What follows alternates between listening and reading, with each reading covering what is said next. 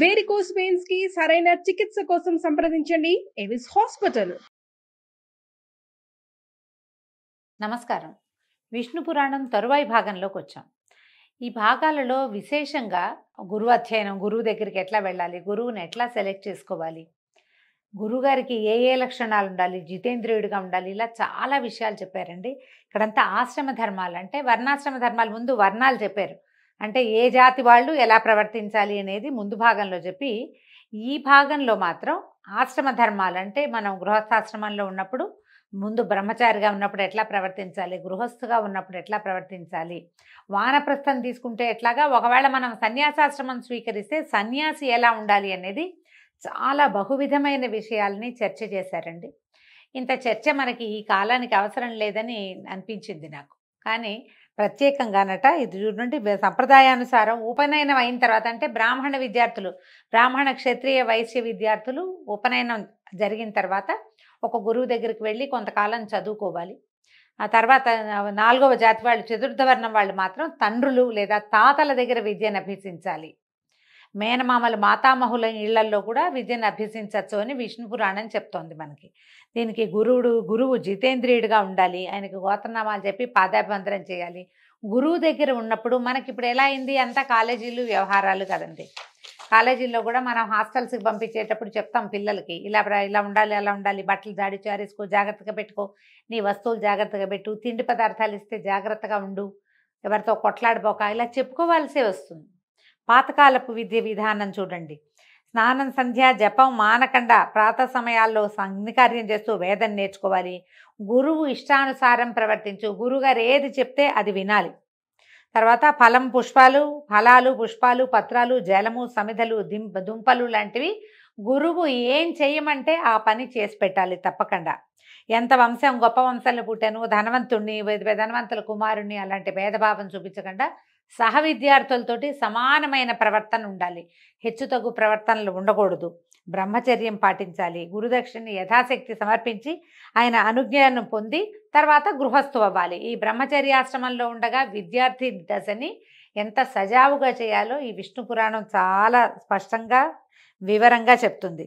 ఇది చూడండి ఎంత బాగా చెప్పారంటే, ఒకవేళ ధర్మ మార్గాన పెద్దవాళ్ళు అయ్యాకనమాట ధనం ఆర్జిస్తూ శక్త్యానుసారంగా గృహస్థ ధర్మాలు పాటిస్తూ గుణవంతులైన కొడుకులకు తండ్రి అయి పితృ రుణాన్ని, యజ్ఞాలు చేసే దేవ రుణాన్ని, అధ్యయనం చేత ఋషి రుణాన్ని, బలిదానముల చేత భూత రుణాన్ని తీర్చుకుంటూ సర్వులని ఆదరిస్తూ ప్రశాంత చిత్తుడై ప్రవర్తించాలి. వేదవ్యాసుల తండ్రి అయినటువంటి పరాశర మహర్షి తన శిష్యుడైన మైత్రేయుడికి సాధారణంగా ఒక మానవుడు ఏ ధర్మంలో పుడితే ఆ ధర్మానుచరణ ఎలా చేయాలో ఈ విష్ణు పురాణంలో వివరంగా చెప్తారండి. విష్ణు పురాణం అన్ని పురాణాలకి మొదటిదని, దీని నుంచే అన్నీ పుట్టాయని చెప్తారు. కొన్ని కథలు ఇందులో బ్రీఫ్గా కనపడతాయి మనకి. వీటిని ఎలాబరేట్గా వివరంగా చెప్పబడినవి తర్వాత పురాణాల్లో కనిపిస్తుంది.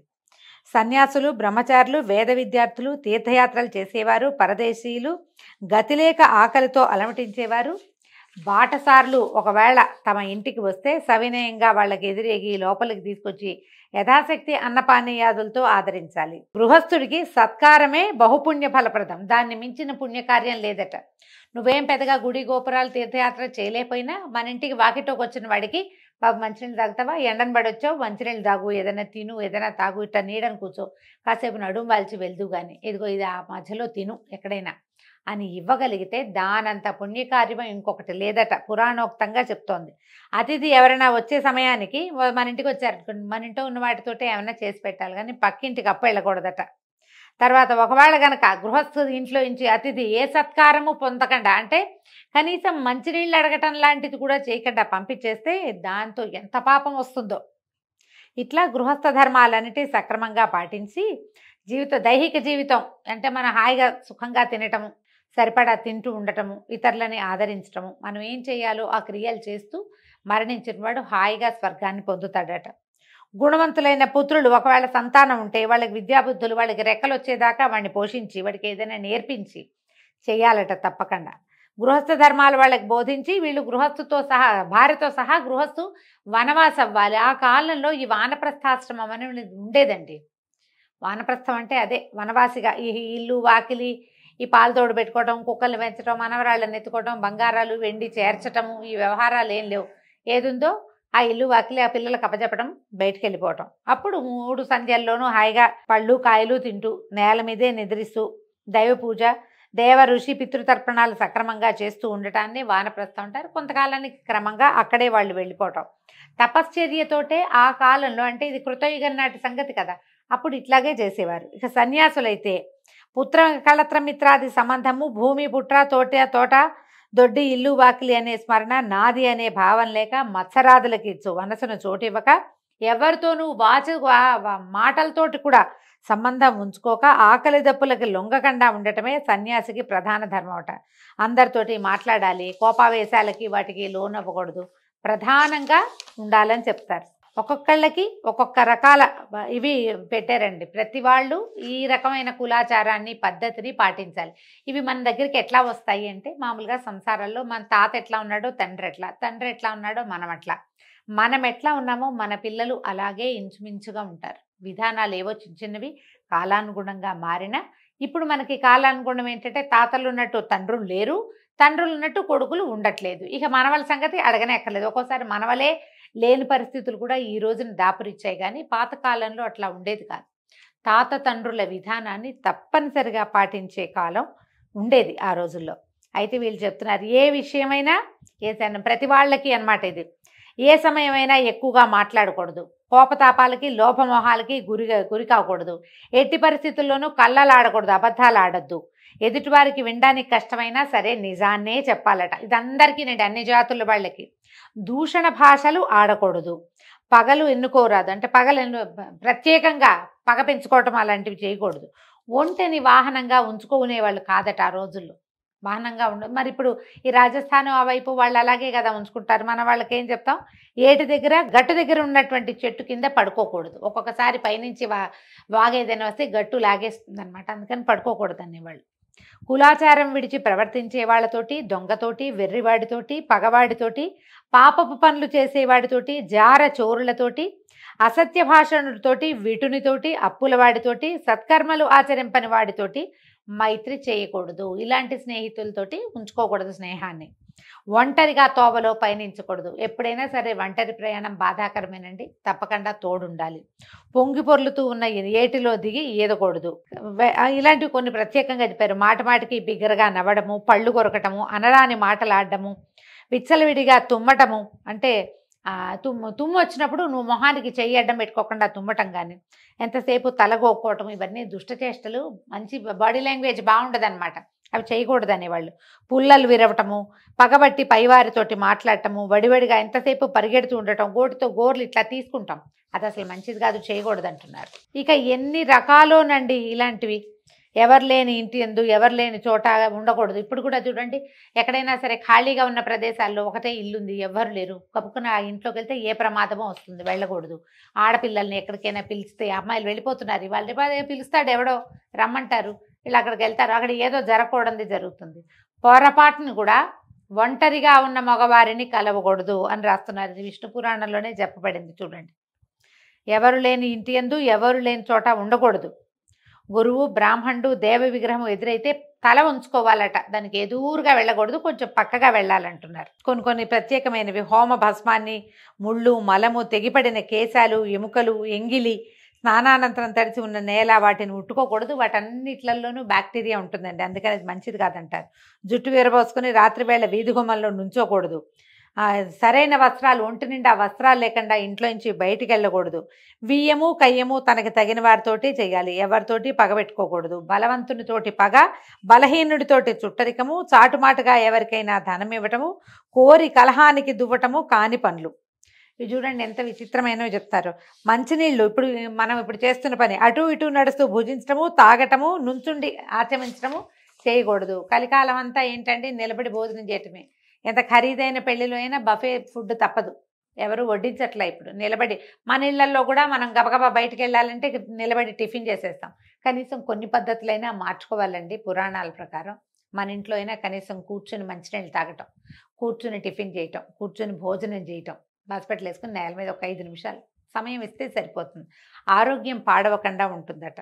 ఎక్కడికైనా వెళ్తే తప్పకుండా ఎండలో అయినా వానలో అయినా గొడుగు వాడాలట. ఎంత పురాతనమైన పద్ధతి చూడండి.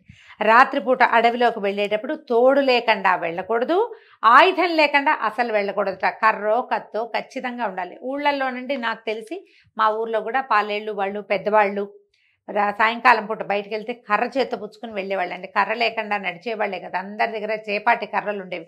జ్ఞాపకం చేసుకోండి, మీ ఊళ్ళల్లో కూడా మీరు అలాంటివే చూసుంటారు.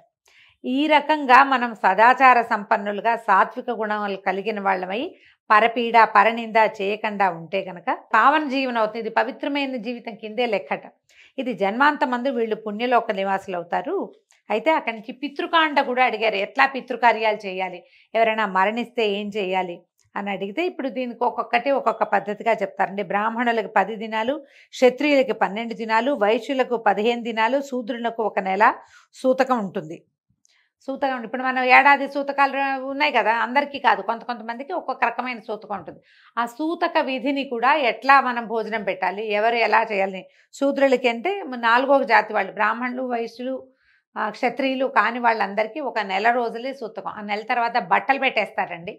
బట్టలు పెట్టాక ఇంకా సూతకం తొలగిపోయినట్టే. ఏడాది సూతకం వాళ్ళకు ఉండక్కర్లేదట. అంటే మరి పురాణంలో చెప్పారు, ఆయా ప్రాంతాలని బట్టి వాళ్ళకు ఒక పురోహితుడు ఎవరో ఉంటారు. ప్రతి ఇంటికి ఉంటారు కదా, ప్రతి జాతికి ఒక పురోహితులు ఉండటం మనం కనపడుతూ ఉంటుంది మనకి. వాళ్ళు చెప్పిన ప్రకారం పాటిస్తే సరిపోతుంది. మనం దీనికోసమని టీవీలోనో లేకపోతే సోషల్ మీడియాలోనో విని వాటిని పాటించకూడదు. అవి ఎలా చేయాలంటే మన విధానం ఏమిటి అనేది, మన ఇళ్లలో ఆచారం ఏమిటి అనేది తెలుసుకుని దాని ప్రకారమే చేస్తేనే మంచిది. ఈ శ్రాద్ధ విధుల్లో కూడా కొన్ని తినచ్చు, కొన్ని తినకూడదు, కొన్ని పెట్టకూడదు, ఈ సమయంలో చేయకూడదు, ఇలాంటి విషయాలు కూడా చాలా ప్రత్యేకంగానే ఇందులో చెప్పారండి. అయితే ఏంటంటే దీంట్లో ఎవరైతే శ్రాద్ధ విధి నిర్వహిస్తారో వాళ్ళు నగ్నుడిని చూడకూడదు అని ఒక మాట ఈయన చెప్పారు. పరాశరుల వారు చెప్పేసరికి ఈ నగ్నుడంటే ఎవరు అని అడిగితే, చిన్నప్పుడు వేదాలు అభ్యసించి శాస్త్రాలు చదివి చక్కగా చిన్నప్పుడు దేవతార్చన అవి చేసి క్రమంగా పెద్దవాడైన తర్వాత తను చదివిన శాస్త్రాన్ని తన ఇంట్లో పాటించేటువంటి పద్ధతిని గనక ఎవడైతే నిందిస్తాడో వాణ్ణి నగ్నుడు అంటారట. నగ్నుడు అంటే వస్త్రాలు లేనివాడని కాదు. మన ఇంట్లో ఉంది ఆ విధానం, మన పద్ధతి అది. మనం అలాగే చదువుకున్నాం. మనకు ఒక 30 సంవత్సరాలు వచ్చేదాకా మనం అదే విధిని పాటిస్తూ వచ్చాం. 30 ఏళ్ల తర్వాత రకరకాల సాహిత్యాలు చదివో, వేరే వాళ్ళ మాటలు విను, లేకపోతే మనమే పునరాలోచన చేసుకుని ఏదో లాజిక్కి అందట్లేదని భావించి మనం చేసిన విధిని, ఏ విధి వల్ల మన ఇన్ని సంవత్సరాల జీవనం నడిచిందో ఆ విధిని నిందించే వాడితోటి మాట్లాడకూడదు అని చెప్తున్నారు. పాషండుడు వేదాధ్యయనం చేసి కూడా వేద పద్ధతిని విడిచి దుర్వివేకంతో అన్ని మతాల్ని ఆదరిస్తూ సంచరించే పాషండుని కూడా నగ్నుడు అంటారు. అలాంటి వాళ్ళతో మాట్లాడకూడదు. దానికి ఒక కథ చెప్తున్నారు. చిన్నప్పుడట ఈయన పరాశరుల వారి చిన్నతనంలో వశిష్ఠుడు శంతననందనుడైన భీష్ముడికి చెప్పింది. మా తాత భీష్ముల వారికి చెప్పారు, అది నేను విన్నాను, ఇది చెప్తున్నాను అన్నాడు. ఏంటంటే శ్రీకాంతుడు అంటే శ్రీ మహావిష్ణువు నరసింహస్వామి అయి ఆ స్వరూపాన్ని ధరించి హిరణ్యకశిపుణ్ణి వధించిన తర్వాత అతని కుమారుడైన ప్రహ్లాదుడు, అంటే ఏ ప్రహ్లాదుడి వల్ల నరసింహమూర్తి ఆవిర్భవించాడో అతడు దేవతలపైకి సేనా సమేతుడై వెళ్ళి ఇంద్రాదుల్ని బాధిస్తే అప్పుడు వాళ్ళు వెళ్ళి శ్వేతద్వీపంలో చింతామణి గుహలో విష్ణునామ జపం చేసుకుంటూ కూర్చుంటే అప్పుడు వాళ్ళకి శంఖచక్రధరుడైన పీతాంబరుడు ప్రత్యక్షమయ్యాడు. ఇంద్రాదులు పుండరీకాక్షుని చూసి చేతులు జోడించి పలుపరి విధాలుగా ప్రార్థించారు, నమస్కారం చేసి స్తుతి చేశారు. హిరణ్యకశిపుని కుమారుడి వల్ల మాకు ఇలాంటి ఆపద కలిగింది, సర్వేశ మమ్మల్ని రక్షించమంటే ఇప్పుడు ఈయన ఏమన్నాడు, ప్రస్తుతం దానవులు శ్రౌత స్మార్త క్రియలు అత్యాదరంతో చేస్తూ నిజధర్మవర్తనులుగా ఉన్నారు. వాళ్ళని మీరేం చేయలేరు. ధర్మాచరణ చేసినంత కాలము వాళ్ళని ఎవరు ఏమీ చేయలేరు. వాళ్ళు వేదాంగ పద్ధతిని నిజకుల ధర్మాన్ని విడిచి ప్రవర్తించేటట్టుగా వారి శక్తియుక్తులు అంతరించేటట్లుగా చేసే మీకు విజయాన్ని కలిగిస్తాను, అంతవరకు ఓర్చి ఉండండి అని తనలోంచి ఒక పురుషుణ్ణి సృష్టించాడు. అతని పేరట మాయామోహుడట. ఆ పురుషుణ్ణి దేవతలకు చూపించాడు. ఈ పురుషుడు అసురులని వితండవాదంతో ముక్తుల్ని చేసి ధర్మకర్మ విముక్తుల్ని చేస్తాడు, మీకు గెలుపు కలిగిస్తాడు అని అదృశ్యుడయ్యాడు. ఎప్పుడైతే మన ధర్మాన్ని గురించి ఇతరులు ప్రశ్నించినప్పుడు వాళ్ళకి మనం సమాధానం చెప్పలేకపోతామో మనం మన ధర్మం నుంచి పక్కకి తొలగిపోతామండి. ఎప్పుడు ఇలాగే జరుగుతుంది. ఎవరైనా మనకి ఏమిటి, నువ్వు ఈ దేవుణ్ణి నమ్ముకున్నావు, ఇతని వల్ల నీకేమొచ్చింది, నీకు ఇన్ని ప్రాబ్లమ్స్ వచ్చాయి అని ఇలాంటి వితండవాదంతో మన ధర్మం నుంచి మనని పక్కకి తప్పించటం జరుగుతుంది. ఎప్పుడు కూడా అంతే. పూర్వం విష్ణుమూర్తే ఈ పని చేశాడు ఈ వ్యవహారంలో. ఎందుకంటే రాక్షసులు క్రూరులు, వాళ్ళని తప్పించటం కోసం, వాళ్ళ నుంచి దేవతల్ని రక్షించడం కోసం, ప్రపంచానికి మేలు కలిగించడం కోసం భగవంతుడు పన్నిన మాయోపాయమే ఇప్పుడు కూడా మన మీద ఇతరులు పన్నుతున్నారు.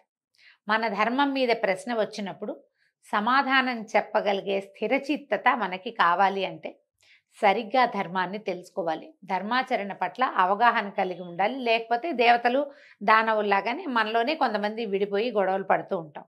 ఇంద్రాదులు ఏం చేశారట, ఆ పురుషుణ్ణి తమ నివాసానికి తీసుకుపోయారు.